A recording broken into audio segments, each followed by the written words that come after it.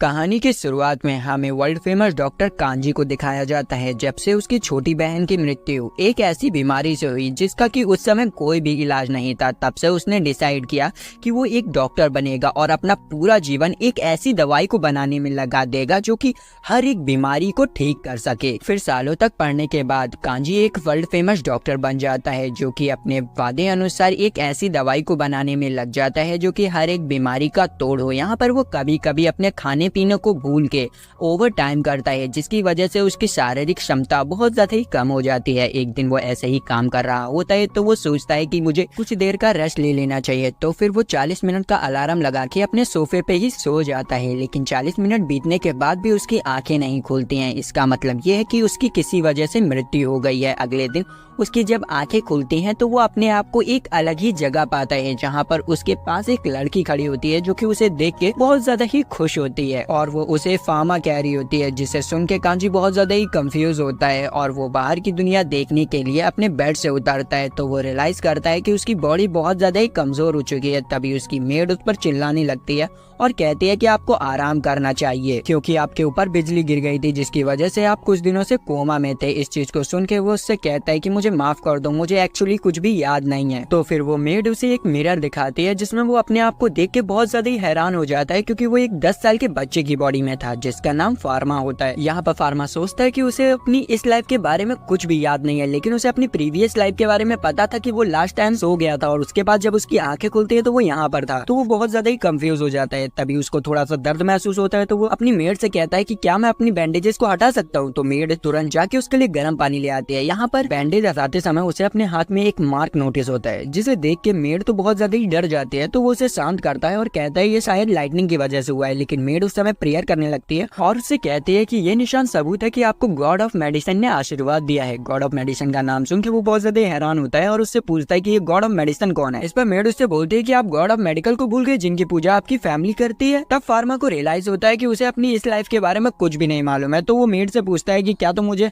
सब कुछ बताओ कि मैं थोड़ा सा कंफ्यूज हूँ। तो मेड सबसे पहले अपना इंट्रोडक्शन देती है और कहती है कि मेरा नाम लॉटे है। फिर वो उसे महल घुमाते हुए बताती है कि आपकी फैमिली एक रॉयल फार्मासिस्ट है जो कि रॉयल फैमिली के लिए मेडिसिन बनाती है। और फिर वो उसे उसकी फैमिली फोटो दिखाती है और वो उसे ये भी बताती है कि आपकी फैमिली मैजिक में भी बहुत ज्यादा ही अच्छी है। इस चीज को सुन के फार्मा उससे पूछता है कि क्या मैं भी मैजिक यूज कर सकता हूँ। इस पर लॉटे घबराते हुए उससे कहती है कि अब आप ये मत कहिएगा कि आप मैजिक भी भूल चुके हैं, अगर ऐसा हुआ तो आपको टाउन से बाहर निकाल दिया जाएगा। जिस पर फार्मा कहता है कि हाँ मुझे याद नहीं है। इसे सुन के वो पहले तो डरने लगती है, फिर उससे कहती है कि आप मेरे अलावा इसे किसी को भी नहीं बताएंगे। और मैं आपको एक बात बता दूं कि आप वाटर मैजिक में बहुत ज्यादा ही अच्छे थे, इसीलिए अभी से आपको इसकी प्रैक्टिस करनी चाहिए। फिर हम देखते हैं कि फार्मा अपने रूम में बैठ के उसी की प्रैक्टिस कर रहा होता है। तभी वो अपने दिमाग में वाटर मॉलिक्यूल्स को इमेजिन करता है जिससे कि उसके हाथों में से वाटर निकलने लगता है, जिसे देख के वो बहुत ज्यादा ही हैरान हो जाता है। अब वाटर तो निकल आता है लेकिन उसे उसको रोकना नहीं आता है, तो वो घबरा के सारे पानी को बाहर फेंक देता है और बाहर ही लॉटे खड़ी होती है जो कि देख लेती है कि फार्मा मैजिक यूज कर सकता है। तो वो बहुत ज्यादा ही खुश हो जाते हैं। यहाँ पर फार्मा रुकता नहीं है, वो और भी मॉलिक्यूल्स को निकालने की कोशिश करता है। तो वो निकाल भी पा रहा होता है और दूसरे हाथ से उन्हें इरेज भी कर रहा होता है। तभी लॉटे उसके पास आती है और उसे उसके लाइब्रेरी को दिखाने ले जाती है और बताती है कि यहाँ पर जितनी भी बुक्स हैं वो आप पहले ही पढ़ चुके हैं। जिनमें से वो एक बुक को उठा के पढ़ने की कोशिश करता है और सरप्राइजली वो उसकी लैंग्वेज को आराम से पढ़ पा रहा होता है। इसके बाद फार्मा अपनी फैमिली के साथ डिनर करने जाता है जहाँ पर उसे ठीक देख के उसके फादर उससे कहते हैं कि मुझे बहुत ज्यादा ही अच्छा लगा कि तुम ठीक हो गए हो, लेकिन हमने जो वादा किया था कि मैं तुमसे कुछ क्वेश्चन पूछूंगा अब उसका समय आ चुका है। इस पर उसकी मदर कहते हैं कि अभी तो ये ठीक होके आया है, कुछ देर बाद पूछ लीजिएगा। जिस पर फार्मा कहता है कि चिंता मत कीजिए मैं सब बता दूंगा। तो उसके फादर उससे सवाल पूछना स्टार्ट कर देते हैं जिसका कि हमारा बंदा बखूबी जवाब दे देता है। फिर उसके फादर उससे कहते हैं कि अब तुम पूरी तरीके से ठीक हो चुके हो तो तुम अपनी ट्रेनिंग को वापस से स्टार्ट कर सकते हो। ट्रेनिंग का नाम सुन के वो कंफ्यूज हो जाता है और सोचता है कि कौन सी ट्रेनिंग, फिर भी वो हाँ कर देता है। फिर अगले दिन फार्मा अपनी पर्सनल ट्यूटर एलिन से मिलता है जो कि उसे मैजिक सिखाती है। यहाँ पर एलिन उसे देखते ही उसके ऊपर शक करने लग जाती है क्योंकि पहले फार्मा उससे अच्छा बिहेव नहीं किया करता था लेकिन अब वो बहुत ज्यादा ही काइंड हो चुका है। तो फार्मा उसे बताता है कि लाइटनिंग की वजह से मेरी मेमोरी फ्रीज हो चुकी है जिसकी वजह से मुझे ज्यादा कुछ याद नहीं है। ये सुन के एलिन शांत हो जाती है और उससे पूछती है कि डिवाइन आर्ट क्या है। पर फार्मा को डिवाइन आर्ट के बारे में कुछ पता ही नहीं होता है, तो एलिन उसे सब कुछ बताने लगती है। इसके बाद वो उसे एक रिवर के किनारे ट्रेनिंग कराने ले जाती है, जहाँ पर वो उससे कहती है चलो अपनी मैजिकल स्टिक निकालो, लेकिन इसके बारे में उसे बिल्कुल भी नहीं मालूम होता है। तो वो उससे कह देता है कि मैं इसको लाया नहीं हूँ। तो एलिन उसे अपनी मैजिकल स्टिक दे देती है, लेकिन उससे पहले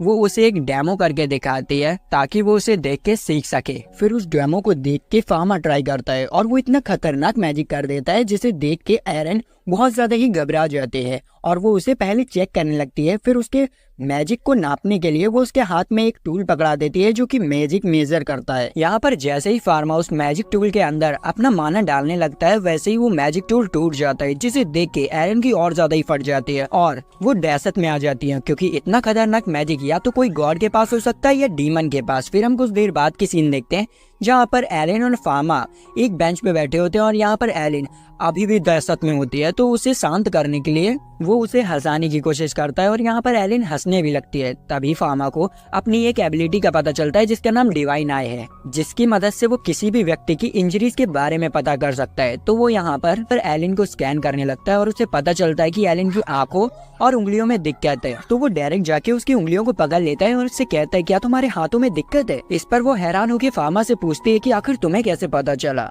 तो फार्मा कहता है कि मैंने अपने हाथों को यूं किया तो मुझे तुम्हारी उंगली ग्लो करते हुए दिखी।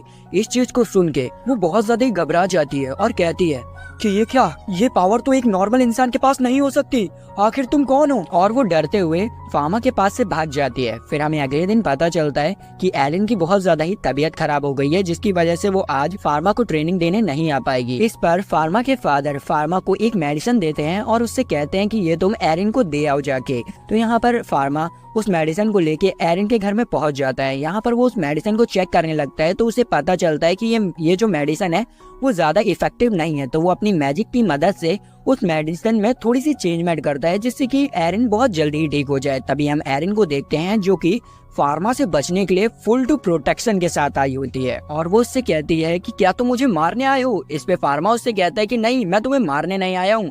तो वो अपना मास्क उतार देती है और हम देखते हैं कि सही में एलिन की हालत बहुत ज्यादा खराब हो रखी होती है। तो वो उससे पूछती है कि आखिर तुम क्या करने आए हो। फार्मा कहता है कि तुम बीमार हो ना, इसलिए मेरे फादर ने तुम्हारे लिए मेडिसिन भेजी हैं और इसमें मैंने भी कुछ ऐड ऑन किया है। इस चीज को सुन के एलिन डर जाती है और उससे कहती है कि क्या तुमने इसमें जहर मिलाया है मुझे मारने के लिए। इस पे वो कहता है कि ऐसा कुछ भी नहीं है, तुम इसे खा ले, तुम्हें कुछ भी नहीं होगा। लेकिन एलिन उसकी बातों पर विश्वास नहीं करती है। तो फार्मा उसे समझाते हुए कहता है कि आप मेरी टीचर हैं, इसलिए मैं आपको नुकसान नहीं पहुंचाऊंगा, आपको मुझसे डरने की कोई जरूरत नहीं है। और अब वो उसके हाथों में कुछ फ्लावर्स लेके वहां से चला जाता है। उसकी इन बातों का अपनी एलिन पे असर हो जाता है और वो उसे ट्रेन करने के लिए वापस से रेडी हो जाती है। फिर अगले दिन हम फार्मा को देखते हैं जो कि अपनी ट्रेनिंग ग्राउंड में आया होता है और वहाँ पर एलिन भी आ जाती है। वो यहाँ पर अभी भी अपने आर्मर को पहने होती है और वो उससे कहती है कि वैसे तो मुझे तुम पे ट्रस्ट है, लेकिन तुम्हारा मैजिक जो है वो बहुत ज्यादा ही ताकतवर है जो कि मुझे भी नुकसान पहुंचा सकता है, इसलिए मैंने ये आर्मर पहना हुआ है। और वो उसे थैंक यू भी कहती है क्योंकि उसने जो मेडिसिन दी थी वो उसके ऊपर काम कर गई। फिर वो लोग ट्रेनिंग करते हैं जहाँ पर फार्मा की इनक्रेडिबल मैजिक स्किल को देख के एलिन बहुत ज्यादा ही हैरान रह जाती है। अब ट्रेनिंग खत्म होने के बाद फार्मा अपने घर पे बैठा होता है और अपनी डिवाइन आइज का यूज करके अपने सर्वेंट्स की इंजरीज को देख रहा होता है। तभी वहाँ से लॉटे गुजरती है तो वो उसे भी स्कैन करता है और उसे पता चलता है कि लॉटे के हाथों में बहुत ज्यादा ही प्रॉब्लम है। तो वो डिसाइड करता है कि वो उन सारे सर्वेंट्स के लिए भी मेडिसिन बनाएगा। तो वो अपनी लैब में जाके उनके लिए अपनी मैजिक से मेडिसिन बनाने लगता है। कुछ देर की मेहनत के बाद वो मेडिसिन को बना लेता है और फिर वो लॉटे के पास जाता है और इन मेडिसिन को लॉटे को दे देता है, जिसे पाके पहले लॉटे बहुत ज्यादा इमोशनल हो जाती है, फिर खुशी में उसे थैंक यू कहती है। फिर यहाँ पर फार्मा उन मेडिसिन को और भी सर्वेंट्स में बांट देता है, जिसे पाके सर्वेंट्स को बहुत ज्यादा ही अच्छा लगता है। यहाँ पर लॉटे फार्मा से कहती है कि ये लोग कितने ज्यादा लकी हैं कि इन्हें एक रॉयल फार्मासिस्ट से दवाइयाँ मिल रही हैं, लेकिन दुनिया में कुछ ऐसे भी लोग हैं जिन्हें की दवाइयाँ नसीब भी नहीं होती हैं और वो लोग भुखमरी और लाचारी के कारण मारे जाते हैं। ये बातें फार्मा के दिल में लग जाती हैं और वो यहाँ पर डिसाइड करता है कि वो एक ऐसी दुनिया बनाएगा जहाँ पर लोग दवाइयों की कमी से नहीं मरेंगे। फिर नेक्स्ट डे जब फार्मा अपनी फैमिली के साथ खाना खाने बैठता है तो वो देखता है कि डाइनिंग टेबल पे उसकी बहन मिसिंग है। तो वो अपने फादर से पूछता है कि आखिर छोटी बहन कहाँ गई। तो वो बताते हैं कि उसको चिकन पॉक्स हुआ है जिसकी वजह से उसे क्वारंटाइन कर दिया गया है। वहाँ पर हम लोग नहीं जा सकते हैं क्योंकि वो बीमारी बहुत घातक तरीके से फैलती है। अब उस बीमारी का नाम सुन के यहाँ पर फार्मा सोचने लगता है कि चिकन पॉक्स तो यहाँ पर भी होता है, तो इसका इलाज तो मेरे पास है। तो वो यहाँ पर क्या करता है, अपनी बहन के लिए एक मेडिसिन बनाने लगता है अपनी पास्ट मेमोरी की नॉलेज की मदद से। और वो यहाँ पर अपनी बहन के खाने में वो दवाई मिलाकर उसके रूम में पहुंच जाता है। उसे अपने रूम में देख के उसकी बहन कहती है कि फादर ने तो मना किया है ना कि मेरे पास कोई भी नहीं आ सकता, तो आप यहाँ पर क्या कर रहे हैं। जिस पर फार्मा उससे कहता है कि ये एक सीक्रेट है, तुम इसके बारे में किसी को भी नहीं बताओगी। और फिर वो उसे खाना खिला देता है। कुछ हफ्तों बाद हम देखते हैं कि उसकी बहन उसकी दवाई की वजह से ठीक हो जाती है। फिर फार्मा अपने लैब में जाके एक मिनी माइक्रोस्कोप बनाता है, क्योंकि वो हर समय तो अपनी फिंगर को स्क्रॉल करके डिवाइन आई का यूज नहीं कर सकता है ना। तभी उसके लैब में एक बंदा आता है और उससे कहता है कि आपके फादर आपको बुला रहे हैं। जैसे ही फार्मा अपने फादर के ऑफिस में पहुंचता है तो उसके फादर उससे कहते हैं कि जल्दी से अपना बैग पैक कर लो, हमें रॉयल किंगडम जाना है। इतना कहते ही सीन शिफ्ट होती है और हमें अगले दिन की सीन दिखाई जाती है, जहाँ पर फार्मा और उसके फादर रॉयल किंगडम पहुंच चुके होते हैं। और यहाँ पर हमें पता चलता है कि प्रिंसेस की हालत बहुत ज्यादा ही खराब है और वो मरने की हालत में है, जिसकी वजह से दुनिया के बेस्ट फार्मासिस्ट उनका चेकअप करने के लिए आए हुए हैं। यहाँ पर धीरे धीरे करके सारे फार्मासिस्ट क्वीन का चेकअप करते हैं, लेकिन उनकी बीमारी इतनी ज्यादा कॉम्प्लिकेटेड होती है कि वो सब अपना हाथ खड़ा कर देते हैं कि हमसे इनका इलाज नहीं हो पाएगा। और उनमें से फार्मा के फादर भी होते हैं जो कि कह देते हैं कि हम इनका इलाज नहीं कर पाएंगे।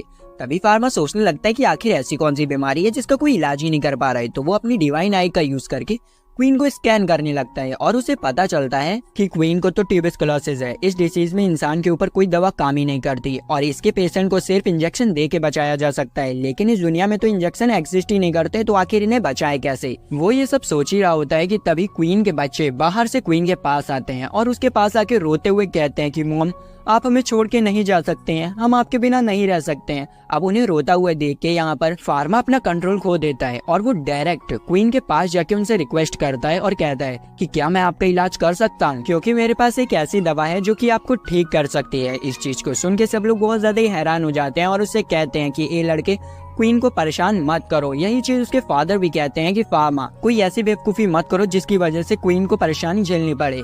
तभी क्वीन फार्मा से कहती है